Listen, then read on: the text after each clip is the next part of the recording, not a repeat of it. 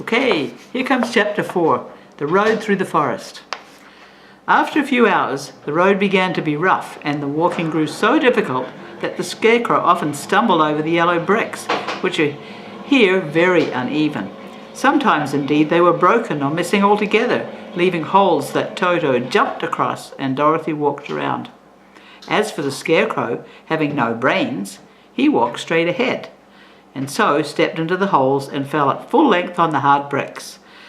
It never hurt him, however, and Dorothy would pick him up and set him up on his feet again, while he joined her in laughing merrily at his own mishap. The farms were not nearly so well cared for here as they were further back. There were fewer houses and fewer fruit trees, and the farther they went, the more dismal and lonesome the country became. At noon they sat down by the roadside near a little brook, and Dorothy opened her basket and got out some bread. She offered a piece to the Scarecrow, but he refused. "I am never hungry," he said, "and it's a lucky thing I am not, for my mouth is only painted, and if I should cut a hole in it so I could eat, the straw I am stuffed with would come out, and that would spoil the shape of my head." Dorothy saw at once that this was true, so she only nodded and went on eating her bread. "Tell me something about yourself and the country you come from," said the Scarecrow, when she had finished her dinner. So she told him all about Kansas and how grey everything was there, and how the cyclone had carried her to this odd land of Oz. The Scarecrow listened carefully and said, "I cannot understand why you should wish to leave this beautiful country and go back to the dry, grey place you call Kansas." "That is because you have no brains," answered the girl. "No matter how dreary and grey our homes are, we people of flesh and blood would rather live there than in any other country, be it ever so beautiful. There is no place like home." The Scarecrow sighed. "Of course I cannot understand it," he said. "If your heads were stuffed with straw like mine, you would probably all live in the beautiful places, and then Kansas would have no people at all. It is fortunate for Kansas that you have." "Won't you tell me a story while we are eating?" asked the child. That would be Dorothy, she's the child. The Scarecrow looked at her reproachfully and answered, "My life has been so short that I really know nothing whatever. I was only made the day before yesterday. What happened in the world before that time is all unknown to me. Luckily, when the farmer made my head, one of the first things he did was paint my ears, so that I heard what was going on. There was another munchkin with him, and the first thing I heard was the farmer saying, 'How do you like those ears?' 'They aren't straight,' answered the other. 'Never mind,' said the farmer, 'they are ears just the same,' which was true enough. 'Now I'll make the eyes,' said the farmer. So he painted my right eye, and as soon as it was finished, I found myself looking at him and everything around me with a great deal of curiosity, for this was my first glimpse of the world." "That's a rather pretty eye," remarked the munchkin who was watching the farmer. "Blue paint is just the colour for the eyes." You know why he said that, don't you? Because munchkins like blue. "I think I'll make the other a little bigger," said the farmer, and when the second eye was done, I could see much better than before. Then he made my nose and my mouth. But I did not speak, because at that time I didn't know what a mouth was for.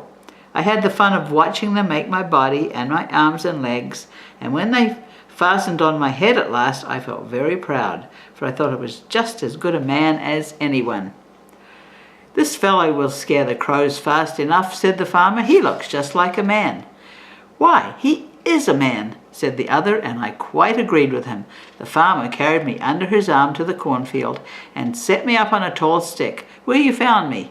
He and his friend soon after walked away and left me alone.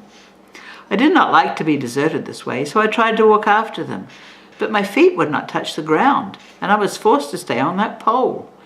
It was a lonely life to lead, for I had nothing to think of, having been made such a little while before. Many crows and other birds flew into the cornfield, but as soon as they saw me, they flew away again, thinking I was a munchkin, and this pleased me and made me feel that I was quite an important person.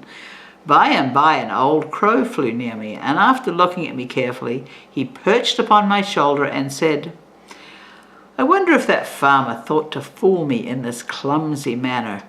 Any crow of sense could see that you are only stuffed with straw." Then he hopped down at my feet and ate all the corn he wanted. The other birds, seeing he was not harmed by me, came to eat the corn too. So in a short time there was a great flock of them about me. I felt sad at this, for I showed I was not such a good scarecrow after all. But the old crow comforted me, saying, "If you only had brains in your head, you would be as good a man as any of them, and a better man than some of them.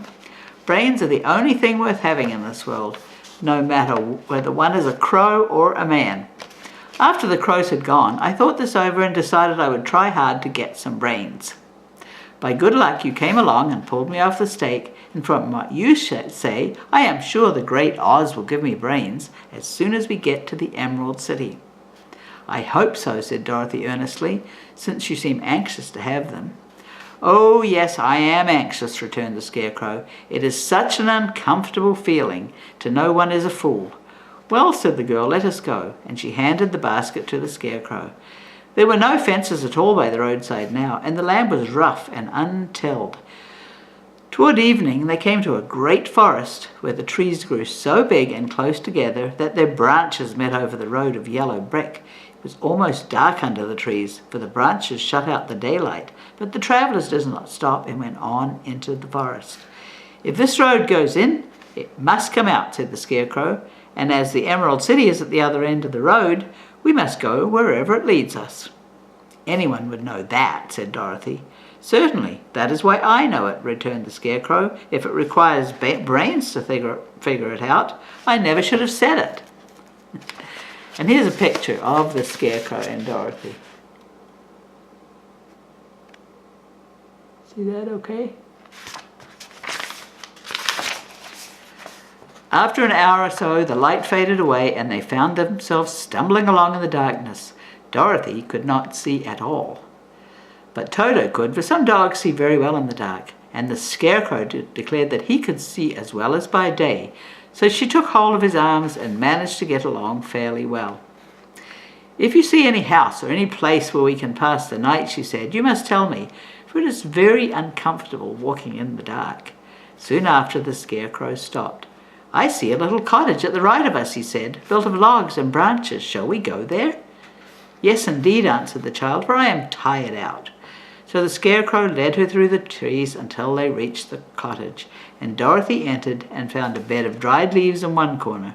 She lay down at once, and with Toto beside her, soon fell sound asleep. The Scarecrow, who was never tired, stood up in another corner and waited patiently until morning came. Now, whose cottage do you think that might be, eh? We'll have to find out in the next chapter.